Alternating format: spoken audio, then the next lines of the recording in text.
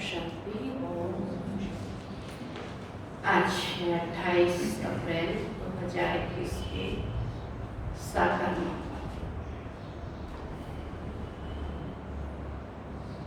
28/4/2021 अब कहते याद करो और खाद निकालो। जब याद से खाद निकलेगी तब पूरा वर्षा मिलेगा। जब तक बाबा कहते हैं पर से पावन नहीं बनेंगे तब तक नई दुनिया में नहीं जा सकते। बाबा आया ही है हमको नई दुनिया में ले जाने के लिए, उसके लिए पढ़ाई पढ़ा रहा है। तो बाबा कहते पढ़ाई के साथ साथ याद भी बहुत जरूरी है। तो भारतवासी अपने धर्म को भी भूल गए हैं और अपने कर्म को भी भूल गए हैं। कभी बाबा कहते बाबा धर्म में स्थापन करता तो कैसे कर्म करने हैं जिससे देवता बनेंगे, तो वो भी सिखाते हैं। आज बाबा बोले मीठे बच्चे, योग से ही आत्मा की खाद निकलेगी। मीठे बच्चे, योग से ही आत्मा की खाद निकलेगी। बाप से पूरा वर्षा मिलेगा। बाप से पूरा वर्षा मिलेगा। इसलिए जितना हो सके योग बल बढ़ाओ। इसलिए जितना हो सके योग बल बढ़ाओ। प्रश्न है, देवी देवताओं के कर्म श्रेष्ठ थे, अभी सबके कर्म भ्रष्ट क्यों बने? देवी देवताओं के कर्म श्रेष्ठ थे, अभी सबके कर्म भ्रष्ट क्यों बने?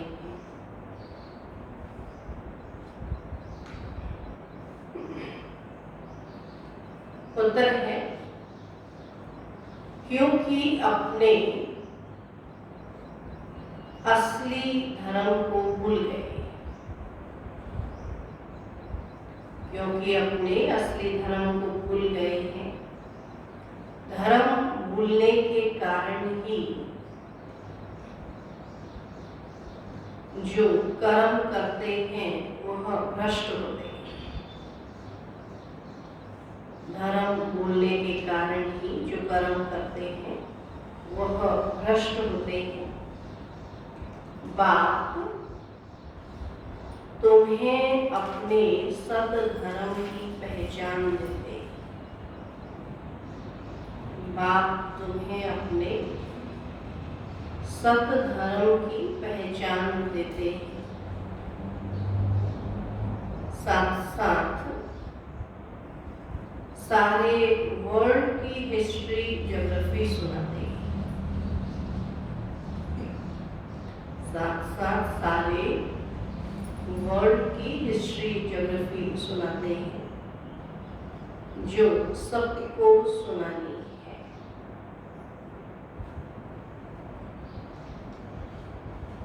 जो सबको सुनानी है।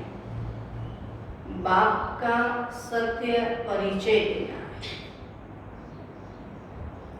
बाप का सत्य परिचय देना है। गीत है, मुखड़ा देख ले प्राणी जरा दर्पण में। ओम शांति। तो यह किसने कहा और किसको? तो बाबा ने कहा बच्चों को। तो जिन बच्चों को पतित से पावन बना रहे हैं, तो बच्चे जान गए हैं हम भारतवासी जो देवी देवता थे वह अब 84 जन्मों का चक्र लगाए सतो प्रधान से पास कर अब सतो रजो तमो और अब तमो प्रधान बन गए। पापा कहते सतो रजो तमो से अभी तमो प्रधान बन गए हैं और अब फिर पतितों को पावन बनाने वाला बाप कहते हैं कि अपने दिल से पूछो कि कहाँ तक हम पुण्यात्मा बने। अब लेकिन अपने दिल से पूछो कहाँ तक हम पुण्यात्मा बने। तुम सर्वप्रधान पवित्र आत्मा थे जब यहाँ पहले पहले तुम देवी देवता कहलाते थे, जिसको आदि सनातन देवी देवता धर्म कहा जाता था। तो अभी कोई भारतवासी अपने को देवी देवता धर्म के नहीं कहलाते। इसके कहलाते हिंदू। तो बाबा कहते हिंदू तो कोई धर्म है ही नहीं, हिंदू तो सभ्यता है। परंतु पतित होने के कारण अपने को देवता कहला नहीं सकते। सतयुग में देवताएं पवित्र थे, पवित्र प्रवृत्ति मार्ग था। यथा राजा रानी तथा प्रजा सब पवित्र थे। तो भारतवासियों को बाप याद दिलाते हैं कि तुम पवित्र प्रवृत्ति मार्ग वाले आदि सनातन देवी देवता धर्म वाले थे। उसको स्वर्ग कहा जाता था। तो वहां एक ही धर्म था, सतयुग में एक ही धर्म था, आदि सनातन देवी देवता था। तो पहला नंबर महाराजा महारानी लक्ष्मी नारायण थे। तो उनकी भी डिनाइस्टी थी, राजधानी, और भारत बहुत धनवान था। तो वह सतयुग था। फिर आए त्रेता में, तब भी पूज्य देवी देवता या क्षत्रिय कहलाते थे। त्रेता में भी बाबा कहते पूज्य क्षत्रिय। तो वह लक्ष्मी नारायण का राज्य और त्रेता में राम सीता का राज्य, तो वह भी पूरी डिनाइस्टी चली। जैसे क्रिश्चियन में Edward the first, second, third ऐसे चलता है, वैसे भारत में भी ऐसे था। Lakshmi Narayan first, second, third ऐसे भारत में भी चलता है। तो 5000 वर्ष की बात है, अर्थात 5000 वर्ष पहले भारत पर इन लक्ष्मी नारायण का राज्य था। परंतु उन्होंने यह राज्य कब और कैसे पाया, यह कोई नहीं जानते ना, क्योंकि संगम युग गुप्त हो गया, इस समय को सबने भुला दिया। तो बाबा कहते कैसे पाया, तो जानते ही नहीं। वही सूर्यवंशी राज्य फिर चंद्रवंशी में आया, क्योंकि पुनर्जन्म लेते लेते सीढ़ी उतरनी है। तो यह भारत की हिस्ट्री, ज्योग्राफी कोई नहीं जानते।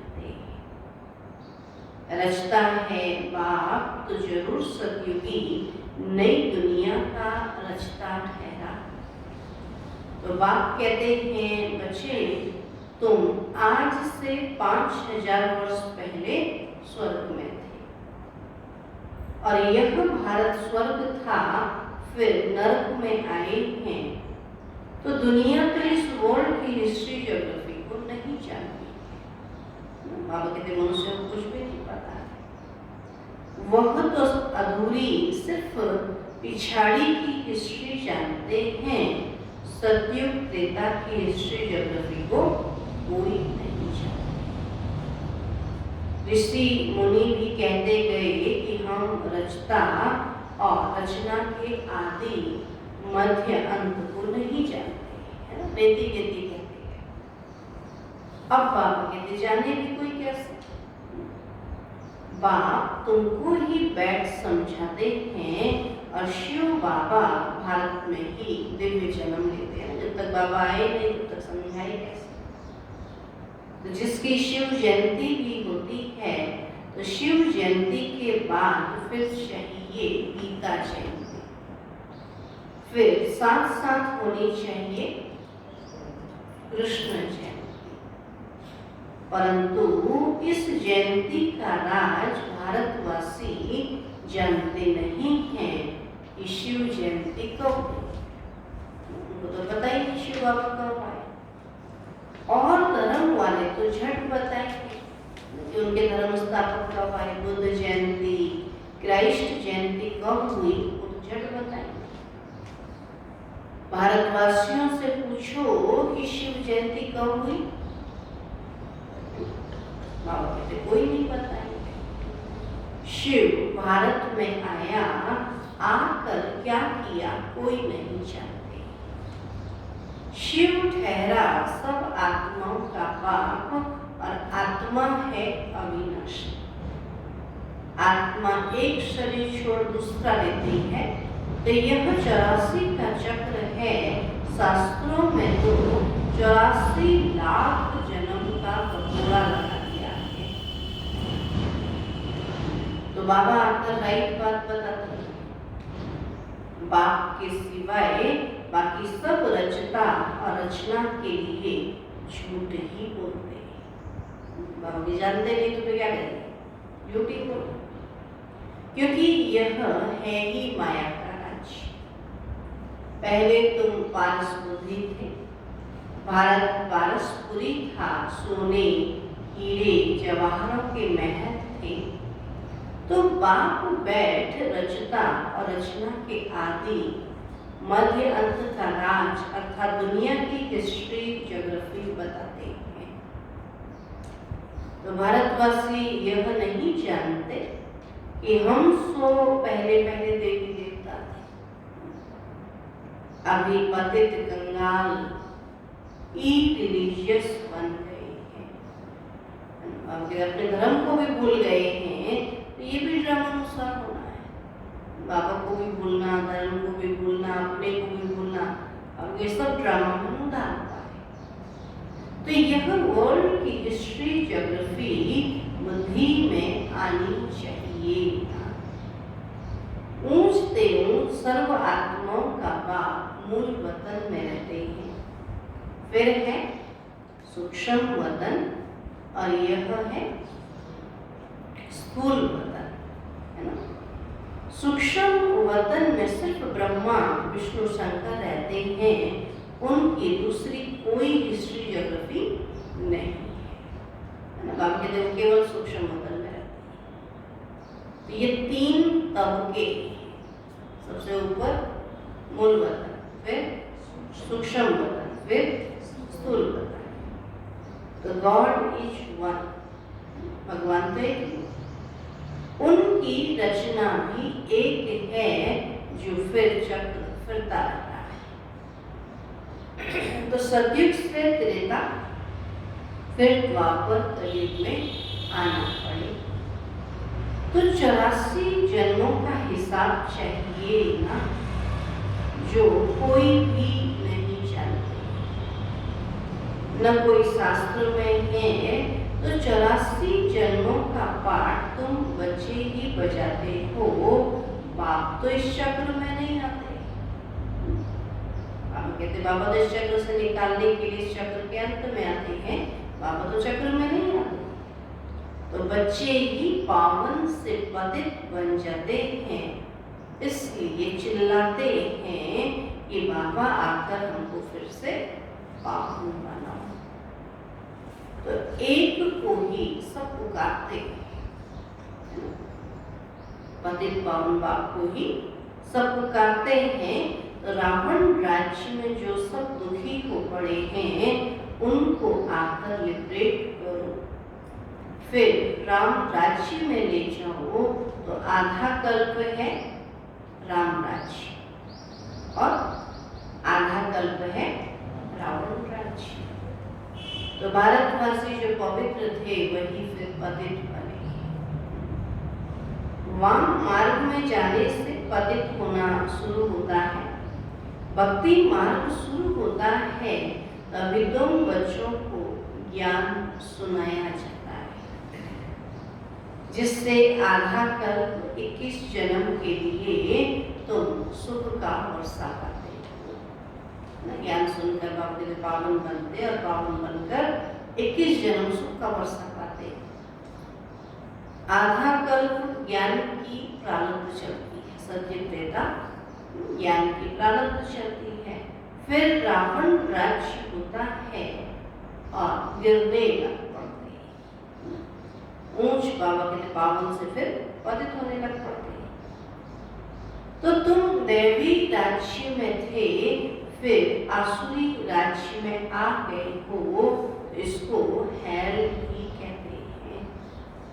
आसुरी राज्य बाबा कहते उसको नरक भी कहते हैं। तो हेवन में थे, फिर 84 जन्म पास कर हेल में आकर पड़े। तो वह था सुख धाम और यह है दुख धाम। 100% सॉल्वेंट सतयुग में क्या थे? 100% सॉल्वेंट थे और यहाँ 100% इनसॉल्वेंट। तो 84 जन्मों का चक्र लगाते वही भारतवासी पूज्य से पुजारी बन जाते हैं। इसको ही वर्ल्ड की हिस्ट्री ज्योग्राफी कहा जाता है। तो यह है सारा तुम भारतवासियों का चक्र। और धर्म वाले तो 84 जन्म नहीं लेते हैं, आएगी वापस से है। तो बाबा कहते 84 जन्म कैसे ले सकते? 21 जन्म तो ऐसे ही कम हो गए, है ना। तो और धर्म वालों के तो 84 जन्म नहीं होते, वह सतयुग में होते ही नहीं। सतयुग और त्रेता में सिर्फ भारत ही था।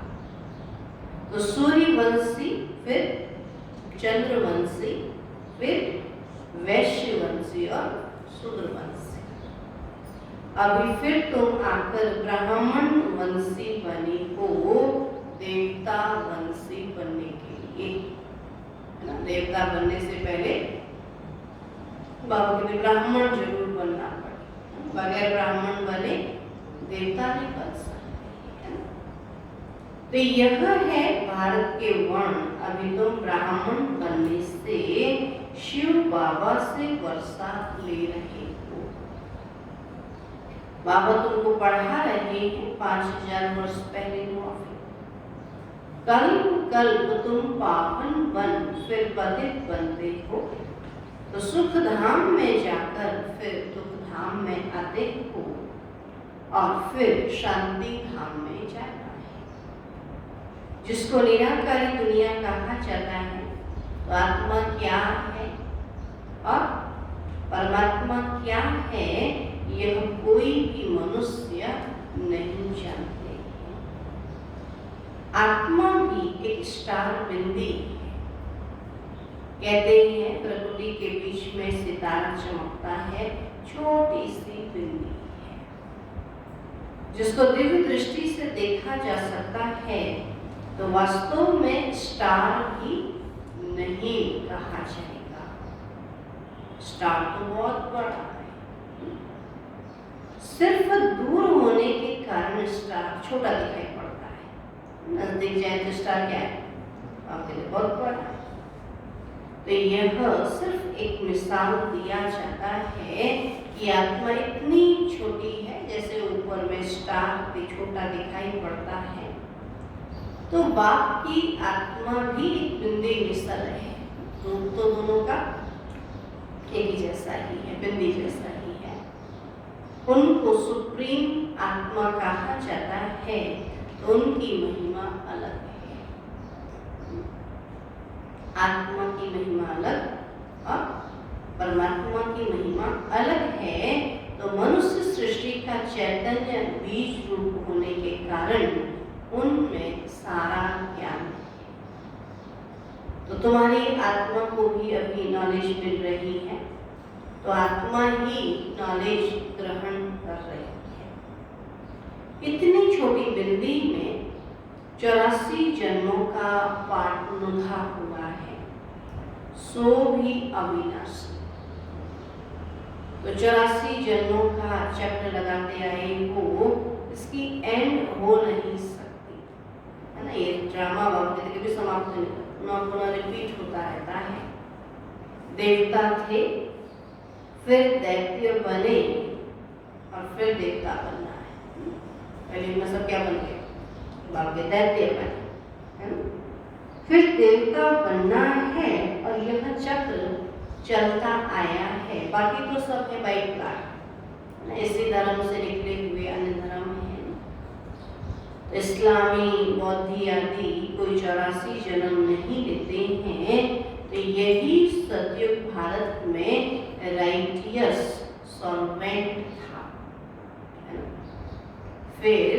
84 जन्म ले विशेष बने हैं, तो यह है विशेष वर्ण। सत्युग में एकदम बाप के प्योर, और धीरे धीरे जन्म लेते, पुनर्जन्म लेते, कोई भी चीज बार बार यूज होती है तो क्या होती है, पुरानी हो जाती है ना। जैसे दुनिया भी ना, आत्मा में क्या हुई, बार बार शरीर लिया और छोड़ा तो आत्मा भी पतित बना। तो 5000 वर्ष पहले प्योरिटी थी, पीस भी थी, प्रॉस्पर्टी भी थी। तो बाप बच्चों को याद दिलाते हैं, जानते सब है, बाबा सिर्फ क्या करते हैं, याद दिलाते हैं ना। जैसे हनुमान की कहानी में कहते हैं ना कि हनुमान के पास बहुत शक्ति थी, लेकिन अपनी शक्ति को वो भूल गया। वैसे हम बच्चे भी क्या है, अपनी शक्ति को भूल गए, है ना। तो बाबा याद दिलाते हैं, मुख्य है प्योरिटी, इसलिए कहते हैं कि विश्व को वाइसनेस बनाने वाले आओ, है ना। इस बातें दुनिया को पावन बनाने वाले आओ, तो वही सदगति देने वाला है, इसलिए वही सद्गुरु है। तभी तुम बाप द्वारा बेगर टू प्रिंस बन रहे हो, अथवा नर से नारायण और नारी से लक्ष्मी बनते। तो तुम्हारा यह राजयोग है। इस समय क्या चल रहा है, राजयोग, राजाई बनने का योग चल रहा है। बाबू जो योग लगाएगा वो राजा बनेगा। भारत को ही अब बाप द्वारा राजाई मिलती है, तो आत्मा ही 84 जन्म लेती है, आत्मा ही पढ़ती है, शरीर के द्वारा शरीर नहीं पढ़ता है। आत्मा पढ़ती शरीर के द्वारा, आत्मा संस्कार ले जाती है। मैं आत्मा इस शरीर द्वारा पढ़ती हूँ, तो इसको देही अभिमानी कहा जाता है। आत्मा अलग हो जाती है तो शरीर कोई काम का नहीं रहता है। शरीर तभी तक वैल्यूबल है जब तक इसमें आत्मा है। तो आत्मा कहती है अब मैं पुण्य आत्मा बन रही हूँ, तो मनुष्य देह अभिमान में आकर कह देते हैं कि मैं यह करता हूँ। तो तुम अभी समझते हो हम आत्मा हैं और यह हमारा शरीर बड़ा है ना। आत्मा तो सूक्ष्म है ना, बाकी छोटा बड़ा तो शरीर होता है। तो परमात्मा बाप द्वारा मैं आत्मा पढ़ रही हूँ, तो बाप कहते हैं मामेकम याद। तुम गोल्डन एज में सतो प्रधान थे, फिर तुम्हारे में अलाय पड़ी है। 5 विकारों की बात कहते खाद पढ़ती, और खाद पढ़ते पढ़ते तुम पावन से पतित बन पड़े हो, और अभी फिर पावन बनना है। इसलिए कहते हैं कि हे पतित पावन आओ, आकर हमको पावन बनाओ। तो बाप राय देते हैं कि हे पतित आत्मा, क्या कहता कि हे पतित आत्मा मुझ बाप को याद करो, तो तुम्हारे से खाद निकलेगी और तुम पावन बन जाएंगे। तो उनको प्राचीन योग कहा जाता है। आत्मा परमात्मा को याद करे, यही बाबा कहते प्राचीन योग है। इस याद अर्थात योग अग्नि से खाद भस्म होगी। तो मूल बात है पतित से पावन बनना। तो साधु संत आदि सब पतित हैं, तो पावन बनने का उपाय एक बाप ही बताते हैं कि मामेकम याद करो। शिव बाबा की याद में रहे तो सारे पाप जो है वो भस्म हो जाए। तो ये अंतिम जन्म पवित्र बन, खाते पीते चलते फिरते मामेकम याद करो, क्योंकि तुम सब आत्माओं का अर्थात आशिकों का माशूक मैं हूँ, और तुमको हमने पावन बनाया था और फिर पतित बने हो। तो सभी भक्तियाँ आशिक हैं, जितने भी भक्ति करते सब भगवान के आशिक हैं। और माशूक बाबा कहते कि कर्म भी भले करो, कर्म भी नहीं छोड़ना, कर्म भी करना है, याद भी करना है तो कर्म भी करना है। बुद्धि से मुझे याद करते रहो तो विकर्म विनाश होंगे। तो यह मेहनत है, तो बाबा को याद करना चाहिए ना वर्षा पाने के लिए। बाबा जी जिसको जितना वर्षा चाहिए उतना याद करें। जो जास्ती याद करेंगे उनको वर्षा भी जास्ती मिलेगा। तो यह है याद की यात्रा। जो जास्ती याद करेंगे वही पावन बन आकर मेरे गले का हार बनेंगे। तो सभी आत्माओं का निराकार दुनिया में एक सिजरा बना हुआ है। परमधाम में बाबा कहते निराकार आत्माओं का एक निराकारी झाड़ है जिसको सिजरा कहते हैं। उनको इनकॉर्पोरियल ट्री कहा जाता है। तो यह है कॉर्पोरियल ट्री, साकार झाड़ है वो निराकार है। तो निराकारी दुनिया से सबको नंबरवार आना है और आते ही रहना है। झाड़ कितना बड़ा है। आत्मा यहाँ आती है पाठ बजाने, तो जो भी सब आत्माएं हैं सभी इस ड्रामा के एक्टर्स हैं। आत्मा अविनाशी है, उसमें पाठ भी अविनाशी है। बाबा कहते हैं हमारा पाठ जो कभी खत्म नहीं हो सकता, अविनाशी। ड्रामा कब बना यह कह नहीं सकते, यह चलता ही रहता है। तो भारतवासी पहले पहले सुख में थे और फिर दुख में आए, फिर शांति धाम में जाना है और फिर बाप सुख धाम में भेज देंगे। सब घर जाएंगे, वहां से फिर अपने अपने समय अनुसार सुख धाम में है। तो उसमें जो जितना पुरुषार्थ कर ऊंच पद पाए, ये बाबा कहते हर एक का अपना अपना पुरुषार्थ है। तो बाप किंगडम स्थापन करते हैं, उसमें पुरुषार्थ अनुसार राजाई में पद पाएंगे। तो सतयुग में तो जरूर थोड़े मनुष्य हों। आदि सनातन देवी देवता धर्म का झाड़ छोटा है, बाकी सब विनाश हो जाएंगे। तो यह आदि सनातन देवी देवता धर्म स्थापन हो रहा है, अर्थात स्वर्ग के गेट खुल रहे हैं। 5000 वर्ष पहले भी इस लड़ाई के बाद स्वर्ग की स्थापना हुई थी। अनेक धर्म विनाश हो गए थे। तो इस लड़ाई को कहा जाता है कल्याणकारी लड़ाई। हम कहते हैं अभी भले लड़ाई दिखती, लेकिन इसके पीछे क्या है, कल्याण छिपा हुआ है। जब ये लड़ाई लगेगी तभी तो स्वर्ग आएगा। तो यह कल्याणकारी लड़ाई है। अब नर्क के गेट खुले हैं, फिर स्वर्ग के गेट खुलेंगे। तो स्वर्ग के द्वार बाप खोलते हैं और नर्क के द्वार रावण खोलते हैं और बाप वर्षा देते हैं। तो रावण श्राप देते हैं, यह बातें दुनिया नहीं जानती। तो तुम बच्चों को समझाता, एजुकेशन मिनिस्टर भी बेहद की नॉलेज चाहते हैं।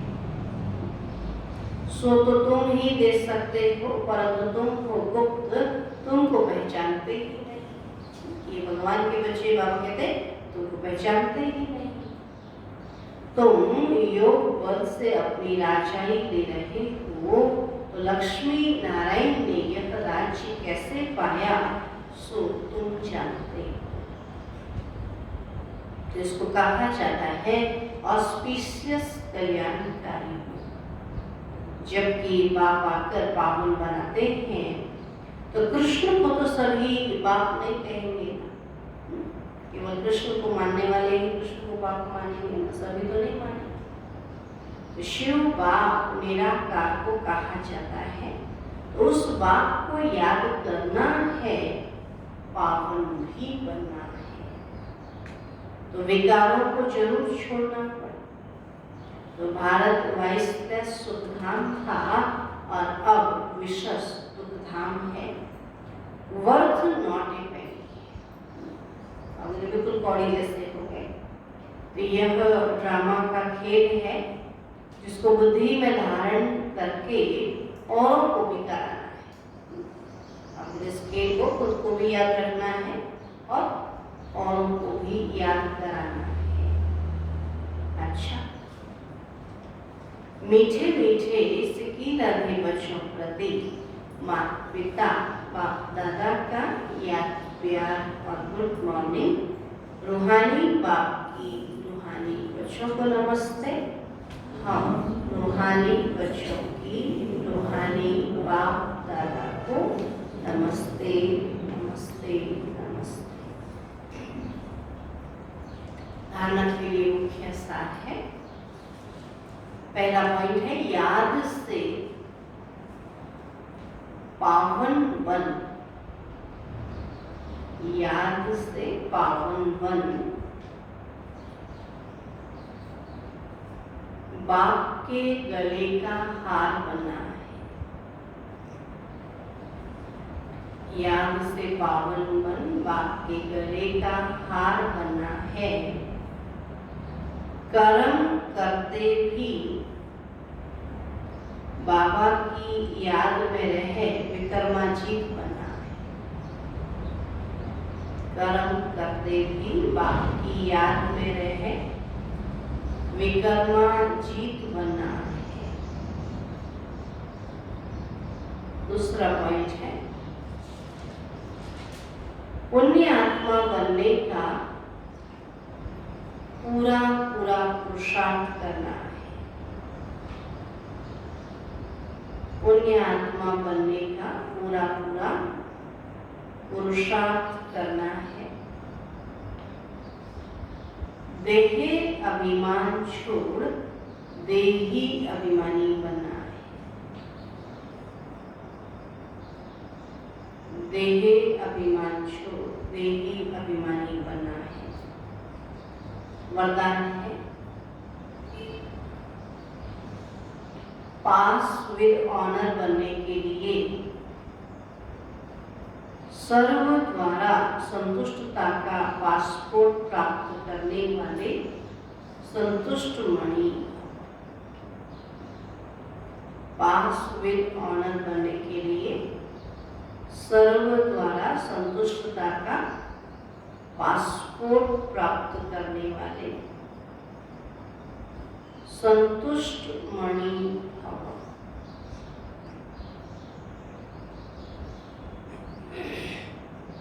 बाबा कहते हैं जो बच्चे अपने आप से अपने पुरुषार्थ व सर्विस से ब्राह्मण परिवार के संपर्क से सदा संतुष्ट रहते हैं उन्हें ही संतुष्ट मणि कहा जाता है।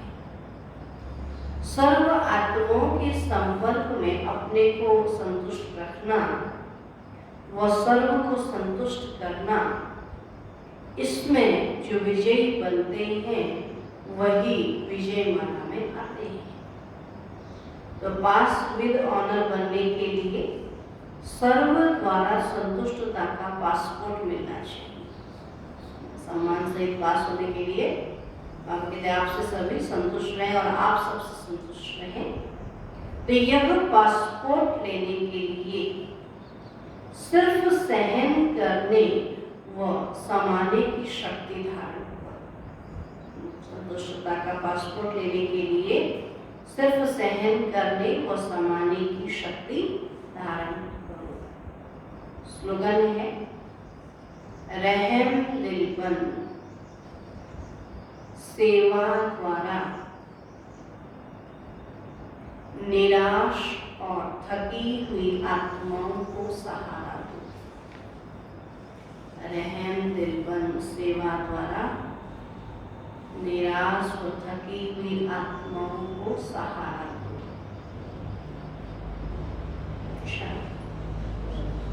ओम शांति। ठीक है, कर्म श्रेष्ठ और धर्म श्रेष्ठ बनना है तो आपको याद